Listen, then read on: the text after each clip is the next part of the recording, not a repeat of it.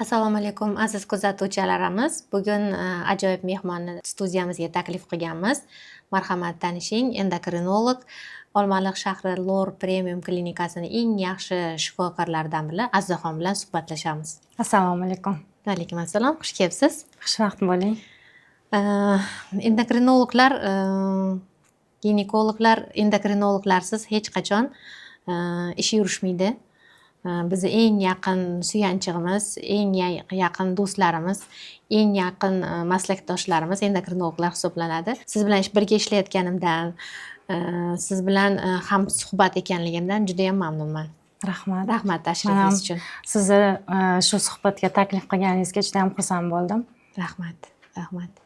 Xo'sh, bugun nima haqida gaplashamiz? Sizni qaysi mavzular qiziqtiradi? Ginekologiskiy, men ham o'zimni endokrinologiskiy bilmagan, endokrinologiya bo'yicha qiziqtirgan savollari bilan siz bilan o'rtoqlashgim bor. Bugun ikkalamiz uchun umumiy bo'lgan mavzuda gaplashsak yaxshi bo'lardi. Aynan o'sha endokrin sistemasidagi qaysi buzilishlar ayollarning reproduktiv salomatligiga ta'sir qiladi. Ya'ni qizlar bo'lsa hayz siklini buzilishiga ta'sir qiladi. Agar tug'ish yoshidagi ayollar bo'ladigan bo'lsa, ularni homilador bo'la olmasligiga qaysi gormonlarni ta'siri bo'ladi. Shular haqida gaplashsak yaxshi bo'lardi. Albatta.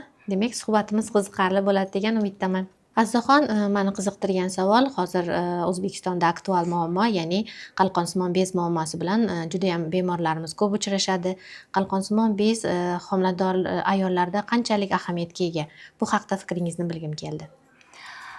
O'zi qabulimda ham eng ko'p murojaat qiladigan bemorlarni shikoyati asosan qalqonsimon bez bilan bog'liq bo'lgan, chunki O'zbekiston yer sharidagi eng og'ir yod yetishmovchilik zonasida joylashgani uchun aholining ko'pchilik qismi yod yetishmovchiligini hisobiga qalqonsimon bez kasalliklari bilan kasallangan. Endi hozirgi paytda eng ko'p uchrayotgan holat bu qalqonsimon bezni shamollash kasalliklari, surunkali shamollashi, ya'ni surunkali tiroiditlar yoki autoimmun tiroiditlar. Aynan bu shamollash hisobiga qalqonsimon bez funksiyasini pasayishi, ya'ni gormonlar ishlab chiqarishini pasayishi va gipotireoz kelib chiqishi bunga asosiy sabab bo'lyapti. Gipotireoz bu qalqonsimon bez gormonlarini qondagi miqdorini kamayib ketishi hisoblanadi. Aynan o'sha shamollash qalqonsimon bez to'qimalarini kamayishiga va gormon ishlab chiqarilishini pasayishiga sababchi bo'lyapti. Birinchi o'rinda shikoyatlariga qaralganda, shikoyatlariga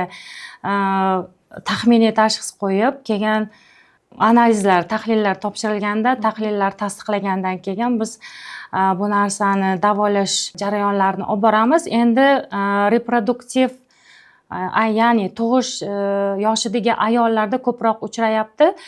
Gipotireoz bu ularni homilador bo'la olmasligiga sababchi bo'lyapti. Negaki qalqonsimon bez gormonlari bu har bitta hujayrani o'sishiga, ana o'sha hujayrada energiya hosil bo'lishiga, modda almashinuvini me'yorida borishiga javob beradigan gormonlar hisoblanadi. Qalqonsimon bez gormonlari aynan tuxumdonlarda follikullarni yetilishi, follikullarni o'lchamini kattalashishi va follikullarning ichida tuxum hujayrani yetilishiga va o'sha follikullarni yorilib tuxum hujayrani chiqishiga to'g'ridan to'g'ri bog'liq bo'ladi va rag'batlantiradi. Gormonlar kamayib ketgandan keyin bu jarayon kuzatilmaydi va homilador bo'lmasligiga sababchi bo'ladida. Endi bu qalqonsimon bez gormonlari nafaqat tuxumdonlarga qolaversa, bachadonni ichki qavatidagi endometriy qavatini qalinlashishiga ham, o'sishiga ham ta'sir qiladi. Agar qalqonsimon bez gormonlari kamayib ketsa, bu o'sha endometriy qavatini yuqalashiga yoki o'sha homilani o'sha endometriy qavatiga yopishishiga xalaqit beradi va yoki homiladorlik kuzatilmasligiga yoki homiladorlik bo'lsa, homilani erta tushishiga sababchi bo'lishi mumkin. Mana shu tarafdan biz albatta ayollar homilador bo'lishdan oldin agar qalqonsimon bez kasalliklariga qanaqadir ozgina gumon bo'ladigan bo'lsa, albatta endokrinologga murojaat qilib, buni oldini olib, avval davolanib, keyin homilador bo'lishlarini tavsiya qilgan bo'lardim. Agar homiladorlik paytida bu narsa aniqlanadigan bo'lsa, uni ham o'z vaqtida davolasa, homilani saqlab qolishga erishishimiz mumkin. To'g'ri aytasiz. Xalqimizda shifokorlarimiz orasida bitta gap bor. Homiladorlik testidan boshlanmasligi kerak. Homiladorlik salomatlikdan boshlanishi kerak. To'g'ri aytdingiz, chunki qalqonsimon bez kasalliklari, ayniqsa gipotireoz birinchi o'rinda homiladorlikda homilani bosh miyasi rivojlanadi. Eng birinchi rivojlanadigan narsa bosh miya. Bosh miyani rivojlanishida ona qalqonsimon bezini roli juda katta, chunki bolachamiz 10-12 haftagacha o'zida interaktsion gormonni ishlab chiqara olmaydi. U gormonlarni faqat onadan oladi. Agar onada qalqonsimon bez kasalligi gipotireoz yetishmovchilik bo'lsa, bu bola yo rivojlanmaydi yoki aqliy jihatidan yetuk inson bo'la olmay qolishi mumkin. Shuning uchun qalqonsimon bez qanchalik xalqimiz qalqonsimon bez xastaligini oldini olsa, demak, shunchalik kelajagimizda yetuk insonlar, kelajagimizda olimlar rivojlanishiga qisman bo'lsa ham hissa qo'shyapsiz degan umiddaman. Yana bitta savolim borda.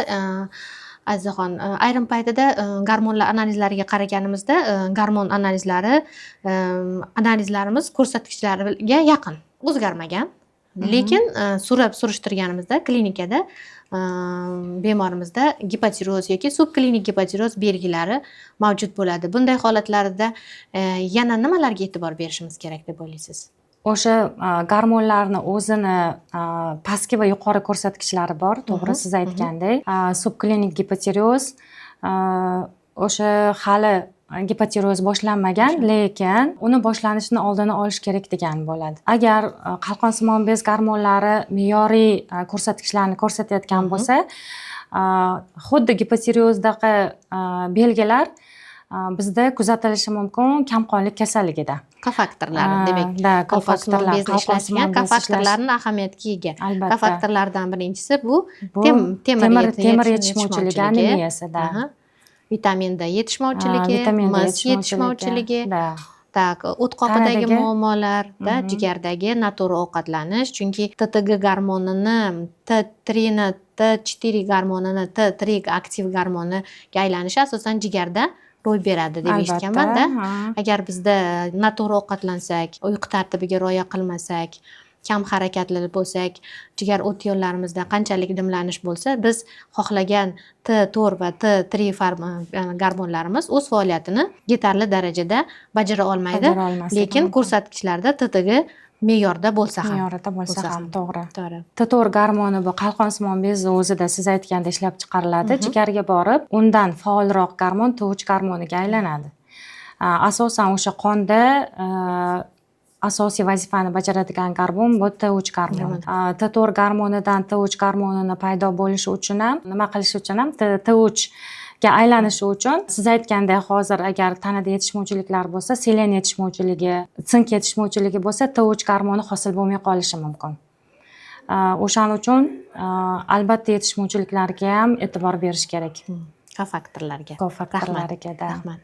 Azizaxon, hozir aktual muammolardan biri bepushtlik. Bepushtlikning endokrin sabablariga qaysi sabablarini kiritsak bo'ladi? Bepushtlikning endokrin sabablari bo'lishi mumkin. Hozir aytgandek, qalqonsimon bezi gormonlarni pasayishi, gipotireoz ham sababchi bo'lishi mumkin. Gipertireoz ham sababchi bo'ladi. To'g'ri. Qalqonsimon bez gormonlari qondagi miqdori ko'payib ketsa ham, aynan o'sha hayz buzilishlari kelib chiqishi mumkin. Keyingi sababini aytishim mumkin, qondagi prolaktin gormonining oshib ketishi. Bu tibbiyotda giperprolaktinemiya deyiladi. Prolaktin gormoni qondagi miqdori ko'payib ketsa ham, bepushtlik kelib chiqishi mumkin. Prolaktin o'zi gipofiz bezida ishlab chiqariladigan gormonlarga kiradi. Bunga sabab bo'lishi mumkin aynan gipofizda prolaktin ishlab chiqaradigan o'smalari bo'lishi mumkin. Asosan shular sababchi bo'ladi. Keyingi o'rinda sababchi bo'lishi mumkin bu stress. Stress holatlari ham prolaktinni ko'tarilishiga sababchi bo'ladi. Undan keyin gipotireoz ham qanchadir miqdorda prolaktinni ko'tarilishiga sababchi bo'ladi. Gipotireoz prolaktinni ko'tarilishi bilan birga kechishi mumkin va ikkalasi birgalikda bepushtlikka sabab bo'lishi mumkin. Qarang, shu joyda bir ajoyib savol tug'ildi. Masalan, bizga er va xotinlar murojaat qilishadi. Ayollarni qanchalik gormonal skriningdan o'tkazsak, ayrim paytda ko'rsatma bo'yicha erkaklarni ham gormonal skriningga o'tkazish talab etiladi va ayrim paytlarda juda kam uchraydi, lekin uchrab turadi. Erkaklarda ham prolaktin miqdorini oshganini kuzatamiz. Albatta. Bu erkaklarda prolaktin oshishiga nima sabab bo'lishi mumkin? Nima deb o'ylaysiz? Erkaklarda prolaktin oshishiga sababchi bo'ladigan narsa ularda ham xuddi shu stress, kech uxlash, chunki bu prolaktin bu stress gormoni hisoblanadi. Demak, erkaklarimizni avaylashimiz kerak do'stlar. Tak, stress gormoni to'ppa-to'g'ri. Bu meni shaxsiy fikrim. Chunki men erkaklarni bepushligi bilan shug'ullanmayman. Tak, lekin ayrim paytida analizlar natijasida ko'rib qolaman, erkaklarda ham prolaktin miqdori. Demak, so'rayman, eringiz smenada ishlaydilarmi? Kech uxlaydilarmi? Yoki stressovый ishmi? Yoki harbiylar misoli bo'lishi mumkin. Stress holatlarida ishlaydimi yoki ish faoliyatlari qanaqa deb qiziqamiz, chunki prolaktin miqdori testosteronni kamayishiga olib keladi va spermatozoidlar aktivligining kam bo'lishi sabab bo'ladi. Shuning uchun erkaklarda ham prolaktinni oshishiga qisman ahamiyat berishimiz kerak. O'zi ular prolaktinni oshishi sababchi bo'ladigan belgilari bo'ladi o'zi. Ko'krak bezlarini nisbatan kattalashishi, oldingiga nisbatan kattalashishi bilan ko'proq murojaat qiladi. Masalan, menga 20 yosh, 22 yosh, bir 3-4 ta yigitlar murojaat qilishdi. Qon tahlillarida aynan o'sha prolaktinning yuqoriligini aniqladik va davolash choralarini boshladik. Siz aytganda ular tungi smenada ishlaydi, uxlashmaydi. Yana bitta narsa borda. Ayrim paytda prolaktin oshgan miqdorda kimdir MRT gipofiza qilishadi.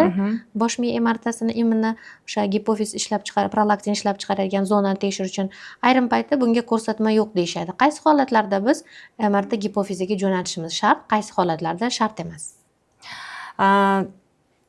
Bosh miyani MRTsiga to'g'ridan to'g'ri ko'rsatma bu prolaktinni normadan 2 baravar ko'p oshib ketadigan bo'lsa, ana o'sha paytda biz MRT qildiramiz bosh miyani. Aynan o'sha gipofiz bezida adenomalar bormi, yo'qmi, o'shani aniqlashtirishimiz uchun. Diagnostika qilish uchun обязательно. Rahmat. Barnapa, meni qabulimda shunaqangi patsientlar bo'ladi, ayol kishi yoki qiz bola bo'ladi.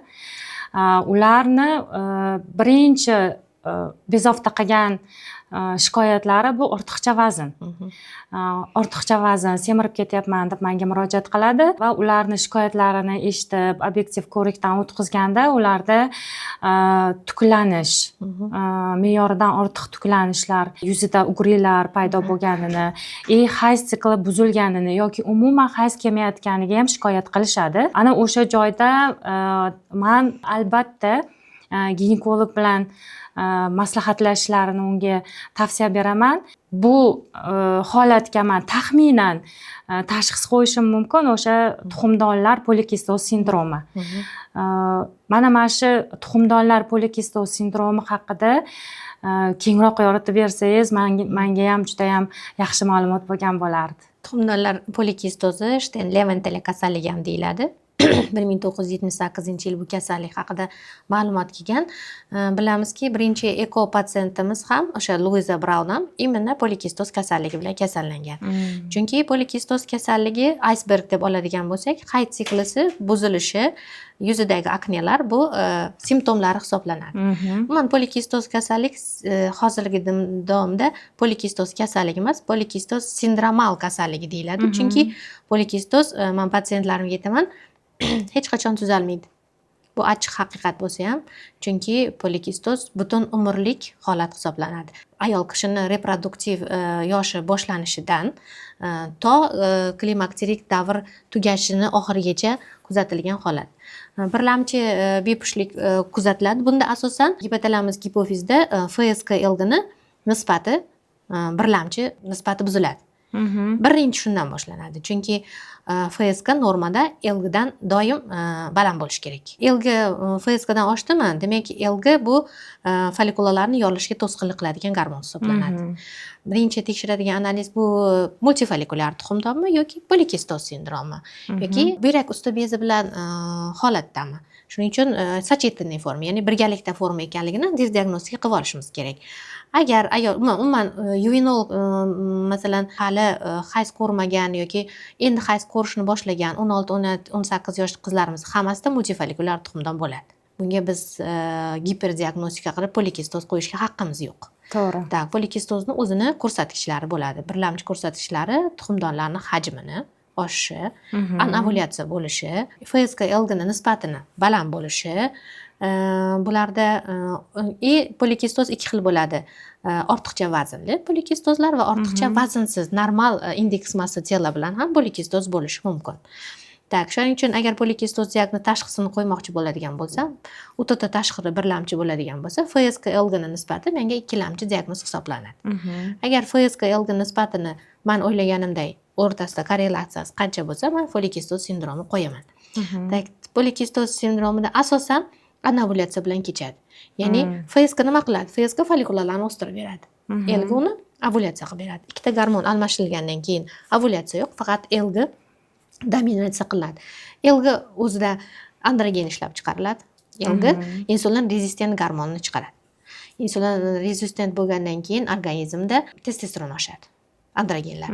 Shuni hisobiga insulin rezistent holat kuzatiladi. Insulin rezistent holat kuzatilgandan keyin metabolik sindrom kuzatiladi.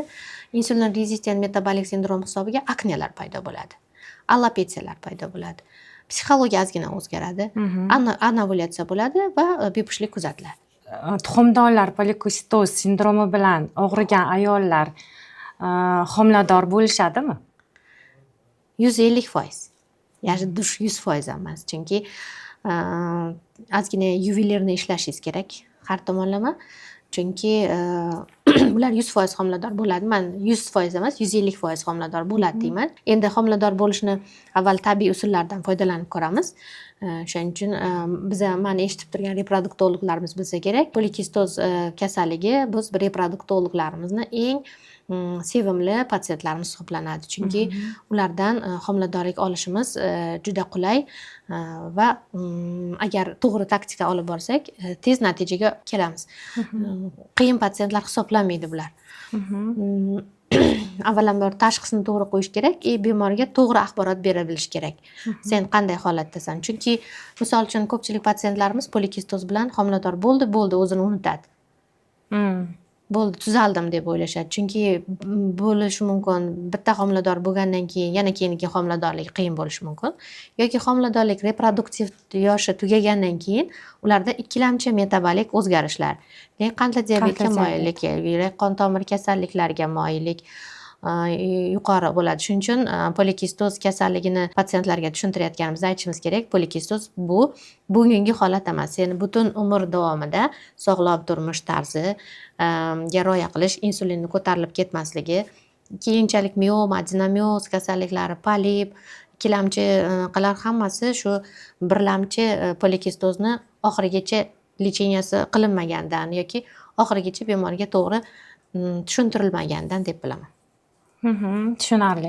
Barnopa, shunaqa patsientlar ham borki, birinchi homiladorligi oson bo'lgan, yaxshi tuqqanda, homiladorlik paytida ham hech qanaqangi shikoyatlari bo'lmagan, normal kechgan homiladorlik, tuqqanidan keyin homilador bo'laman desa, homilador bo'la olmayapti. Qanchadir muddat, uzoq muddat ham homilador bo'la olmayapti. Tekshirilganda o'sha tuxumdonlar polikistoz sindromi chiqyapti. Ayollar bitta tuqqandan keyin ham polikistoz sindromi bo'lishi mumkinmi? Bunga sabab nima bo'ladi? Birlamchi va ikkilamchi polikistoz deyiladi. Birlamchi polikistoz bularda kechroq hayz ko'radi 16 yoshda, qizlik paytida narushение bo'ladi, qizlik paytida anovulyatsiya boshlanadigan bo'ladi bularda. Homilador bo'lishlari qiyin bo'ladi.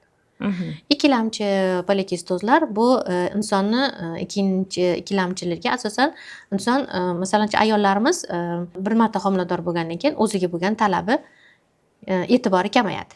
Hamma e'tibor farzandiga va oila a'zolariga bo'ladi. Demak, ularda yetishmovchiliklar ko'payadi, noto'g'ri ovqatlanish boshlanadi, kech uxlash boshlanadi, avtomatik FSK-LG nisbatlari korrelyatsiyasi uzaya boshlaydi va bular ikkilamchi polikistozga yo'l ochiladi.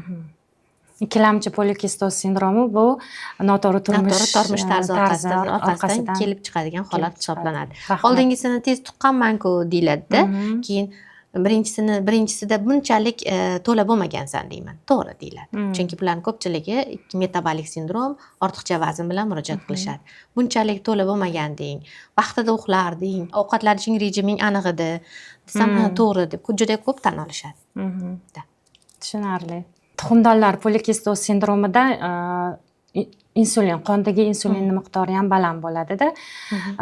O'sha qondagi insulin miqdorini pasaytirish uchun to'g'ri turmush tarzida, to'g'ri ovqatlanish, jismoniy faollik, vaqtida uxlash, mana shu to'g'ri turmush tarzini yuritganini o'zi bilan ham insulin miqdorini to'g'rilasa bo'ladi.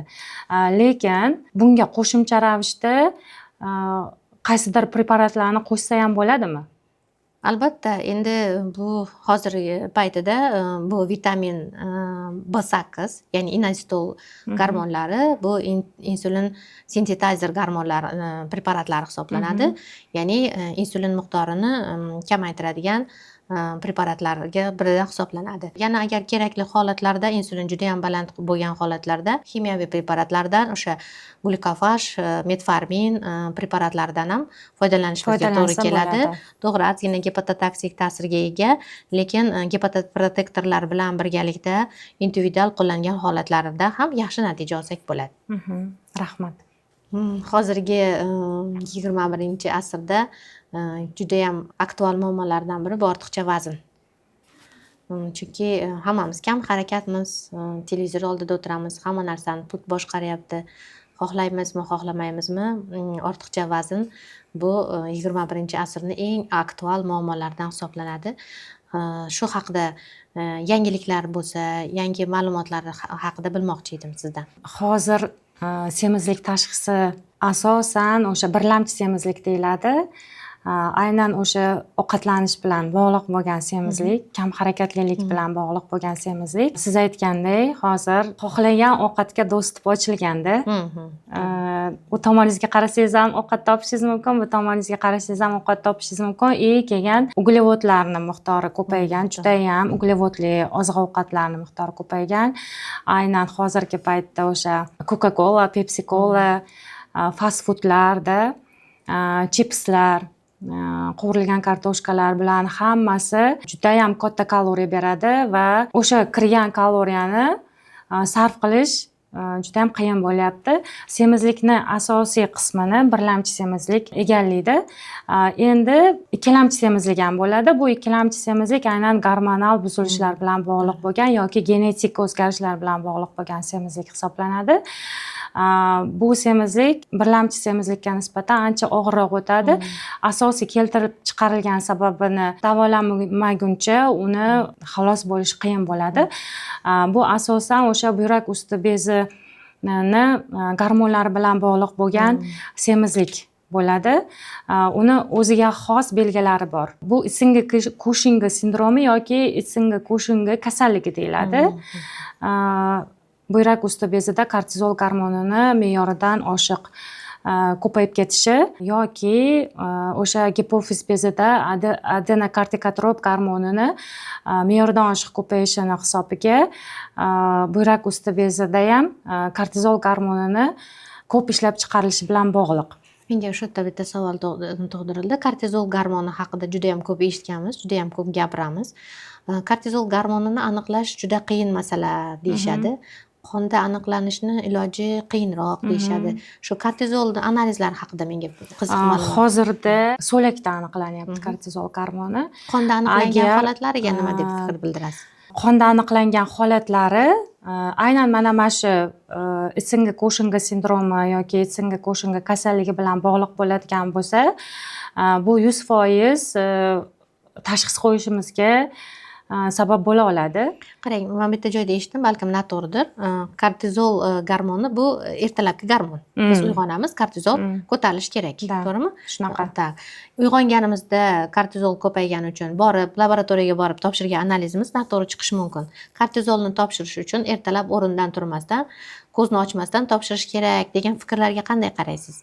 Bu mifmi yoki haqiqatmi? Hamma gormonlar ham ertalab soat 8dan 10gacha bo'lgan oralig'da topshirilishi kerak, och qoringa topshirilishi kerak. Kortizol gormonini ham uyg'ongan zahoti yotgan holatda emas, bemalol laboratoriyaga borib topshirsa ham bo'ladi. Qanchalik haqiqiy so'lakda topshirilgan kortizolga nisbatan qanchalik klinikaga to'g'ri keladi? Sizni praktikangizda men endi kortizolni ko'p tekshirtirmayman, chunki bu haqida aniq ma'lumotga ega bo'lmaganim uchun kortizol analizlariga sal yondashamanda. Tekshirilgan qog'ozlarga, analizlarga qaraganimda to'g'ri tekshirilganmikan? Chunki qaysidir adabiyotlarda o'qiganimda, boya aytganimdek, kortizol faqat siz aytdingiz, so'lakda aniq natija beradi. Chunki mana O'zbekistonda yangi laboratoriyalar ochilyapti. So'lakda kortizol aniqlanishi kerak va ko'rsatkichlarga yaqin natijani olish mumkin deb eshitgandimda. To'g'ri. Shuning uchun ayrim patsientlarimiz qog'ozlar bilan kelganda kortizolni topshirgan bo'lsa, men ahamiyat bermayman. O'zim, balkim bu mening xatoyimdir. Shunga siz как endokrinolog mutaxassis sifatida sizni fikringizni bilmoqchi edim. Endi kortizolni so'lakda aniqlashga men ham kasallarni jo'natmaganman, chunki biz Toshkentdan uzoqroqda bo'lganimiz uchun o'zimizni klinikada laboratoriya bo'lgani uchun o'zimiz laboratoriyada venoz qonni tekshiramiz. Mana itsenka kushinkaga unaqa bo'lganda, gumon qilinganda holatlardagina faqat itsenka kushinka kasalligiga gumon qilingan holatdagina kortizol topshirsa bo'ladi, yoki o'sha buyrak usti bezi gormonlarini kam ishlab chiqarilayotganiga gumon qilinganda kortizolga topshirtirsa bo'ladi. Klinikaga qarab topshiriladi. Klinikaga qarab hamma topshiriladi. kasalliklarga Hozir semizlik bilan og'rigan hamma kasallar kortizolga topshiraymi deydi-da. Shunaqa so'rab kelishadi. Yo'q, sizlar hozir semizlik kasalligida kortizol unaqa informativniy analiz emas. Chunki kortizol stress gormoni qachon stress bo'lgan paytda, ana o'sha paytda ko'tariladi, tinchlangandan keyin u normaga tushadi.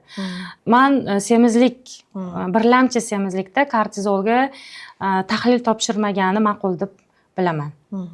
Rahmat.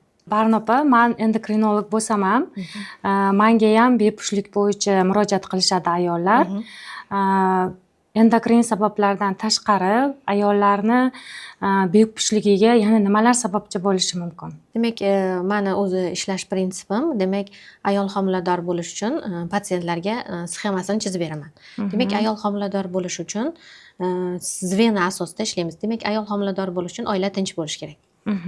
Bosh miya, ya'ni bosh miyada gipofiz, gipotalamus gormonlarimiz yaxshi ishlash kerak. Demak, oila tinch bo'lishi kerak. Ikkinchi tomonda, ikkinchi zveno bu qalqonsimon bez. Qalqonsimon bez gormonlarimiz normada bo'lishi kerak va ularni ishlatadigan kofaktorlari, ya'ni boya aytganimizdek, selen, sink, vitamin D, temir miqdori normada bo'lishi kerak. Uchinchi zveno bu prolaktin. Ayol kishini hayzdan avval ko'kragi shishmasligi kerak. Bu normal holat emas. Demak, ko'kragi shishyaptimi? Patologiya yoki stressda, yoki qalqonsimon bezda, yoki prolaktin o'zida. Demak, uchinchisi prolaktin normada bo'lishi kerak. Uchinchisi bu tuxumdonlarda. Tuxumdonlarda ayni ayol kishining sikliga bog'liq bo'lgan gormonlar bo'lsa, misol uchun ayolda 28 kun bo'lsa, 14 kunda ovulyatsiya bo'lishi kerak. 30 kun bo'lsa, 15 kunda ovulyatsiya bo'lishi kerak. Shuni tekshirtiraman. Ovulyatsiya bo'lyaptimi, bo'lmayaptimi? Uchinchi zvenoga kelamiz. Bu bachadon naylari. Tak, tepadagi zvenolar hammasi bo'lsa, bachadon naylarini o'tkazuvchanligini ko'rishamiz. Keyingi zveno bu bachadonni ko'rpachasi, ya'ni endometriy qavat. Endometriy qavati shu ovulyatsiya bo'lgan paytda 3 qavatli, chiroyli bo'lishi kerak. Ovulyatsiyadan keyin albatta giperehogen, pышный bo'lishi kerak. Ya'ni progesteron qanchalik ishlab chiqarilyapti. Ovulyatsiyadan avval ham, ovulyatsiyadan keyin kuzatilaman. Uchinchi zveno bu ayollarni qin dahlizi toza bo'lishi kerak. Ya'ni shamollash deydi bizda. Infeksiyalar bo'lmasligi kerak, chunki infeksiyalar shu yerdan kiradi. To'rtinchi faktor bu murskoy faktor. spermatozoidlar aktivligi, morfologiyasi va erkaklarni gormonalni foni yaxshi bo'lishi kerak. Shu prinsip asosida ishlay boshlasangiz, o'zi muammo kelib chiqadi. Va Tushunarli. qaysi zvenoda patologiya bo'lsa, shu zvenoga urg'u bersangiz, ayol kishida homilador bo'lish ehtimolligi tashxisga qarab yaqinlashadi. Bepushtlikda infeksiyalarni o'rni qanchalik? O'sha infeksiyalar qaysi yo'llar bilan bepushtlikni chaqirishi mumkin? Infeksiyalar haqida o'tgan podkastimizda gapirganmiz. Demak, infeksiyalar xlamidiya infeksiyasi, ureplazma infeksiyasi, mikoplazma, sitomegalovirus, virus простого gerpes, Epsteyna bar, virus простого человека infeksiyalar bor. Eng yomon infeksiyalardan bu xlamidiya infeksiyasi. Xlamidiya infeksiyasi hech qachon klinika bermaydi. Bu indamay turib bachadon naylarini bekitib qo'yadigan infeksiya. Bachadon naylari bekilgan holatlar juda ham ko'p. Bachadondan tashqari homiladorlik bo'lishiga, bachadon naylarini bekilishiga sabab bo'ladigan infeksiya bu xlamidiya infeksiyasi hisoblanadi. Shuning uchun infeksiyalar umuman bepushtlikni oladigan bo'lsak, bu umuman bepushtlikning 30% ni hisoblaydi. 30% da infeksiyaga ahamiyat beramiz. Albatta, hozir qondan topshirilmaydi, PCR diagnostikalari chiqqan, yana aniqlik kiritadigan femoflora diagnostikamiz chiqqan, ya'ni hozirgi paytida infeksiya shu ayolda bor yo'q. Chunki qondan topshirgan tahlillar bilamizki, bu qachondir shu infeksiyani yuqtirgan, unda antigen antitelo komplekslari bor va bizga har doim lecheniya olganingizdan keyin ham положительный chiqaveradi. Patsientlarimiz lecheniya olgandim-ku, yana qonda chiqyapti, lecheniya ham effekt bermadimikan, shu doktorimiz, shu shifokorimiz yaxshi lecheniya qilmadimikan degan fikrga kelish mumkin. Shuning uchun agar bemorda tekshirilmagan bo'lsa, imkoniyatlariga qarab, agar tekshirilmagan bo'lsa, J variantini olaman, bu meni taktikam. Agar tekshirilgan bo'lsa, J variantiga tegmayman.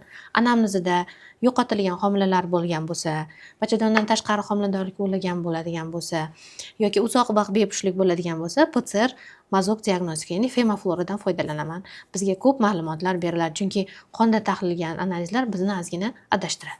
Agar ayol o'sha infeksiya borligini bilmasdan turib homilador bo'ldi deylik, homilador bo'lgandan keyin o'sha infeksiyani homilaga qanchalik ta'siri bor?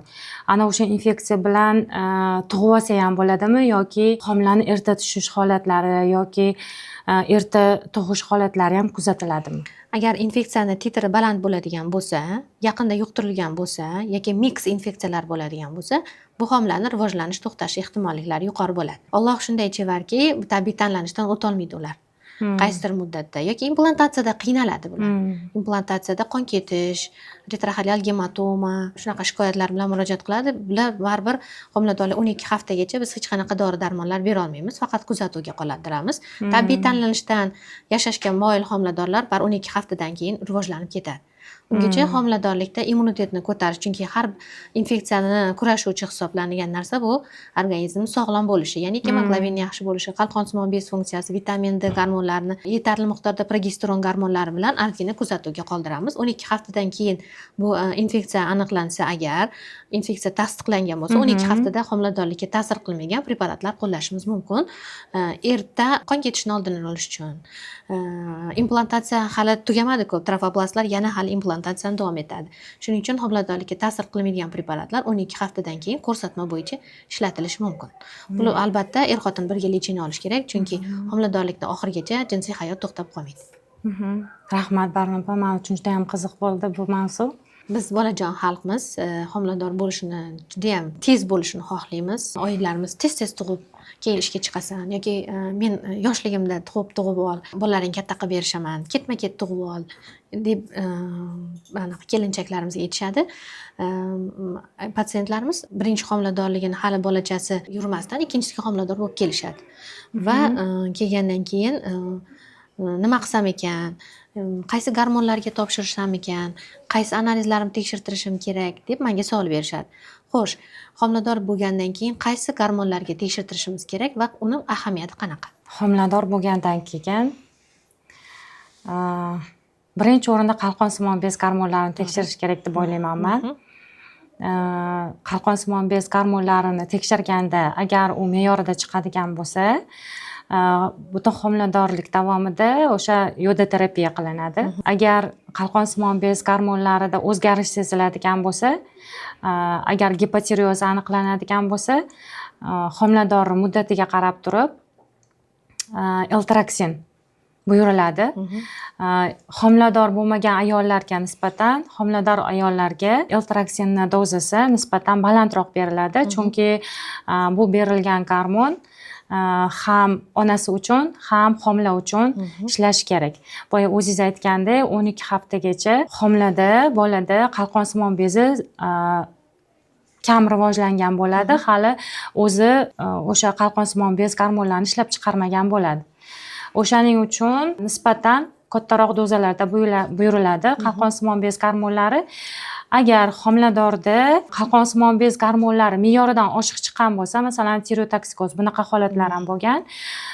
Tirotoksikoz aniqlanadigan bo'lsa, albatta bu gormonlarni pasaytiradigan tabletkalarni berishimiz shart va zarur, chunki u homilaga ta'sir qilishi mumkin. Homiladorlik paytida ichadigan o'zini dozalari bor. Ana o'sha dozalarda tavsiya qilamiz va har 3 oyda gormonlarni tekshirib turamiz. Menga bitta patsientim bor edi. Men patsient bilan anchadan beri tanishadim. Patsientimizda qandli diabetning 1-turi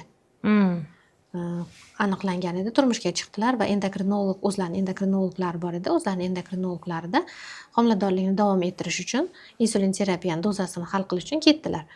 Keyin ma'lum muddatdan keyin men u patsientni ko'rolmay qoldim, kelmadi oldimga. Keyin bir adashmasam 5 oydan keyin patsient keldi. Men o'yladim, o'sha homiladamiz 5 oylik, 6 oylik bo'lishi kerak. Qarasam, homiladorligi yo'q. Keyin nima bo'ldi desam, toksikozim shunaqangi og'ir o'tdi. Umuman suv icholmay qoldim. Oxirida bolamni oldirib tashlashga majbur bo'ldim deyshadi. Shu qandli diabet holati bilan toksikozni bog'liqlik joyi bormi yoki yo'qmi? Men eshitmagan ekanman. Keyin adabiyotlarni ham ko'rib, kerakli ma'lumot topolmadim. Men endokrinolog siz bilan uchrashganim yaxshi bo'ldi. Menga endi chunki patsient yana homilador bo'lishga tayyorgarlik ko'ryapti hozir. Qo'rqyapti ozgina. Qanchalik homiladorlikni toksikoz bo'lishi qandli diabet bilan bevosita bog'liqlik joyi bor? Qandli diabet bilan og'rigan bemorlar aynan agar ayol kishi bo'ladigan bo'lsa, juda ham qondagi qand miqdorini muntazam nazoratda olib yurish kerak. Homilador bo'lishdan oldin homiladorlikka tayyorlanish kerak. Qandli diabetda asoratlari bo'lmasligi kerak o'zi.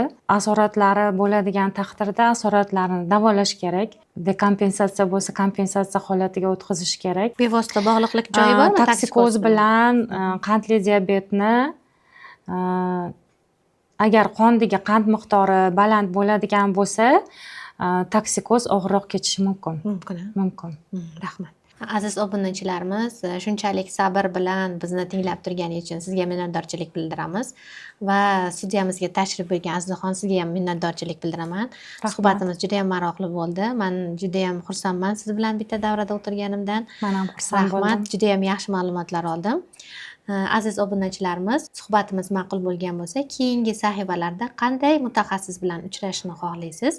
Agar suhbatimiz, intervyumiz ma'qul bo'lgan bo'lsa, like bosishni unutmang. Sizlar bilan diydorlashguncha. Xayr.